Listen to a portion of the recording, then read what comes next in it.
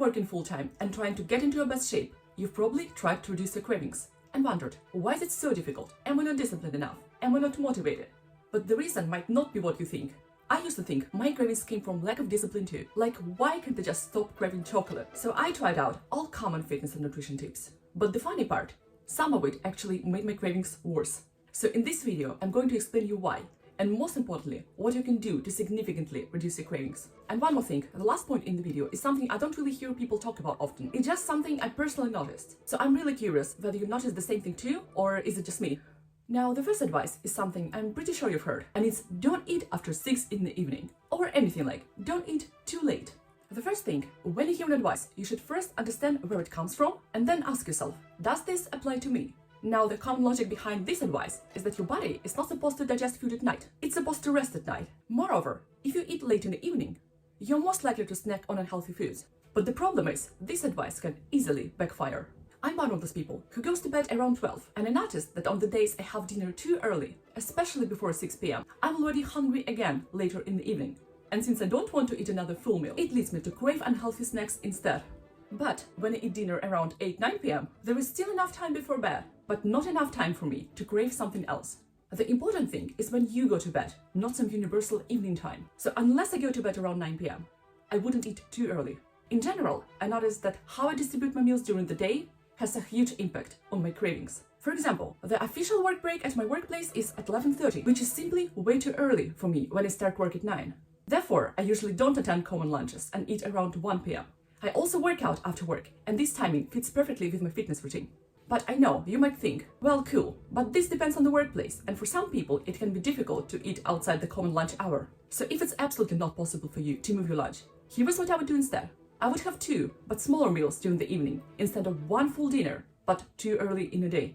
However, yes, if this depends on your personal timing and regime, the next advice is something that sounds reasonable for everyone. At the same time, it didn't work for me the way it should, and I'm going to explain you why. The advice is, exchange unhealthy snacks for healthy snacks, or don't have unhealthy snacks available at home at all. So I really like milk chocolates, which is obviously not the healthiest thing in the world. And once I decided I'm going to reduce my cravings for milk chocolate and replace it with healthy snacks. But it often made me crave chocolate even more. Whenever I would try to eat some dates or dried fruits, I would just keep thinking about chocolate. So how did I solve this problem instead? I actually did it with 3 simple strategies. So strategy number 1 is, instead of cutting out the unhealthy snacks completely, I would choose the versions with better ingredient list. For example, milk chocolates can vary a lot. A lot of additives are usually hidden in fillings, while plain milk chocolate is often not that bad. Yes, it still contains lots of sugar, but at least the ingredients are better. Strategy number 2 is that I just stopped buying large packages. You know this 3 for 2 deals? No, I just buy 1. And strategy number 3 is mostly on the weekends. I would eat a meal, then eat just a small bite of chocolate, and then immediately go for a walk. And after a walk, I actually stop thinking about snacks completely. This way, I can still enjoy my favorite snacks in smaller quantity and with better quality.